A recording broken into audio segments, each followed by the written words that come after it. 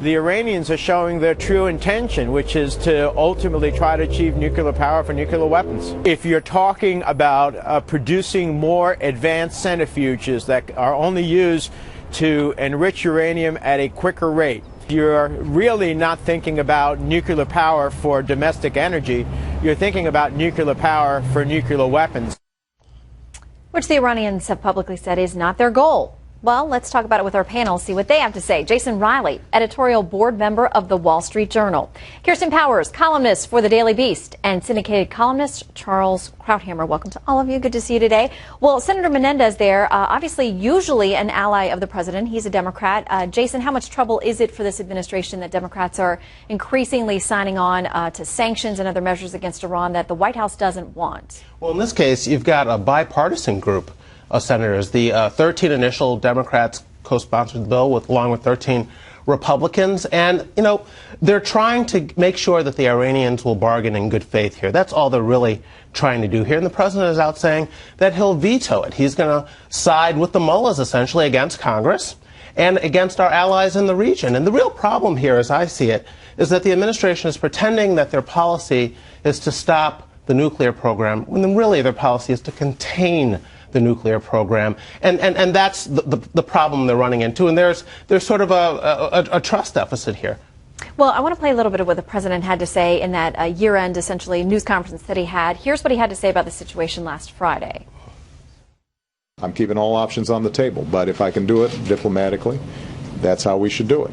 And I would think that would be the preference of everybody up on Capitol Hill, because that sure is the preference of the American people. Kirsten, the diplomatic efforts have been going on through multiple administrations. The Obama administration, just the latest in this. Yeah, I mean, when the president also, talks about how he's not going to rule out peaceful solutions, he sort of sets it up like anybody who's not on board with what he's doing isn't also trying to look for a peaceful solution. And sanctions are a peaceful solution. It's a different way to go about it. And there's been a lot of skepticism, I think, even among people who support the president's position of saying, are we just being led on? Are the Iranians just sort of running out the clock while, these negotiations go on and they can keep, going towards building a nuclear weapon? And I think the news that came out today probably supports the sanctions side a little bit more than it supports the president's side. Yeah, and Charles, let's talk about that. The news today, Iran's nuclear chief saying that uranium enrichment is progressing. New centrifuges are being built. He calls them a new generation of centrifuges. He says are now under development. Does that square to you with what was negotiated in this short-term deal? Yes. The only surprising thing here is that the Iranians are so confident about how supine Obama is on this, that they stick a finger in his eye and announce it publicly. There is nothing in the agreement that stops the Iranians from enriching more uranium and producing the machines that enrich the uranium. That was the problem at the beginning. That's what made the agreement a farce at the start. Unless you go after the uranium enrichment, unless you curtail or destroy the machines that enrich the uranium, you have done nothing to stop the progress of Iran. So at the same time, there are reports of Iran using loopholes in the agreement to get all kinds of new commerce going. We know there are Japanese, Indian, Chinese, Russian, and even European concerns that are now talking with Iran about a wide range of relations. They know that the sanctions have been weakened. And Obama speaks as if he can turn them on at will. He can't. And for Obama to take the side of the mullahs against the Congress, if he really was serious about this, then why wouldn't he use the fact that Congress is being tough and say the Congress is the bad cop? You go to the Iranians and you say, look, I'm trying to be reasonable, but the Congress is out of control. They want to wreck your economy unless you shut down your program. I can't hold them back, so are you going to negotiate seriously or not? But instead of doing that, he's arguing with the mullahs against the Congress. And that shows to me a total lack of seriousness, which is what the Gulf Arabs and the Israelis have seen at the beginning of the process. The president is simply not serious, and the Iranians know it as well. Well, how much do you think that this situation could play out as we saw with Syria? The president appeared ready to move. There was strong congressional pushback. It became bipartisan, and at some point it did stop the movement that it appeared the administration was going to be taking in Syria. Do you think there's any chance this happens with respect to Iran, the same kind of thing, a Capitol Hill check on the White House?